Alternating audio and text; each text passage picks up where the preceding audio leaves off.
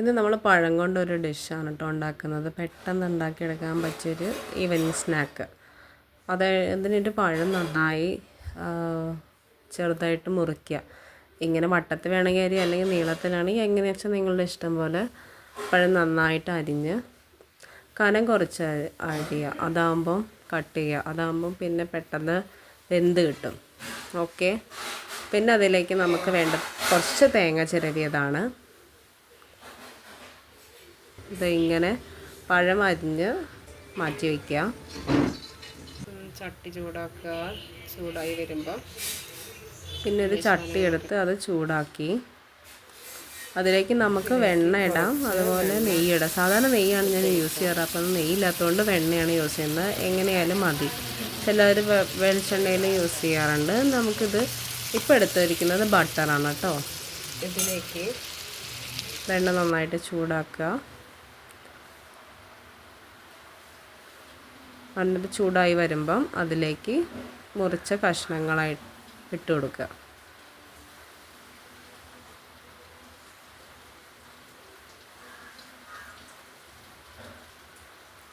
വെണ്ണ കുറവുണ്ടെന്നുണ്ടെങ്കിൽ, വെണ്ണയാണെങ്കിൽ നെയ്യാണെങ്കിലും കുറച്ച്, അതൊക്കെ ടേസ്റ്റൊക്കെ ഇഷ്ടമുള്ളവരാണെങ്കിൽ കുറച്ച് കൂടുതൽ യൂസ് ചെയ്യാം.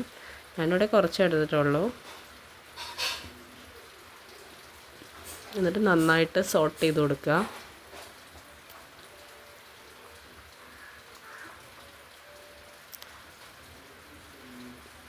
കുറച്ച് നേരം ഒന്ന് വേവിക്കണം. ഈ പഴത്തിൻ്റെ കളറൊക്കെ ഒന്ന് മാറി ഒരു യെല്ലോയിഷ് ഷെയ്ഡ് വരുന്നത് വരെ ഒന്ന് ജസ്റ്റ് മിക്സ് ചെയ്തൊക്കെ കൊടുക്കുക.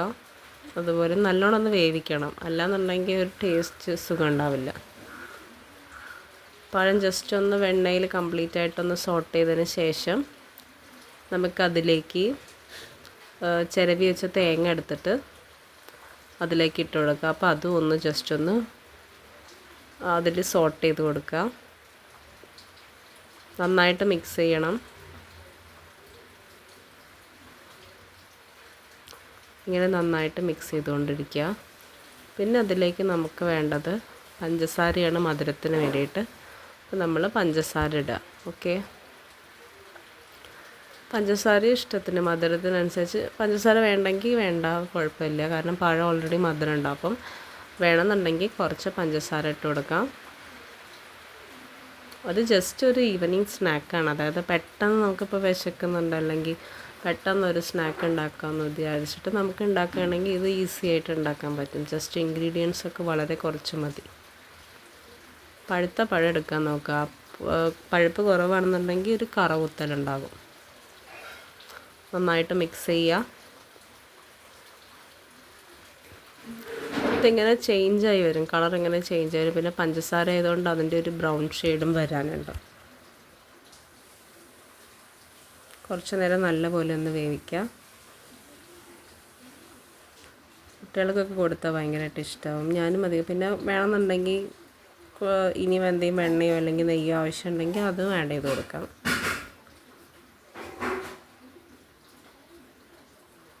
നന്നായിട്ട് മിക്സ് ചെയ്യുക. പഴം നന്നായിട്ട് വെന്ത് വരും.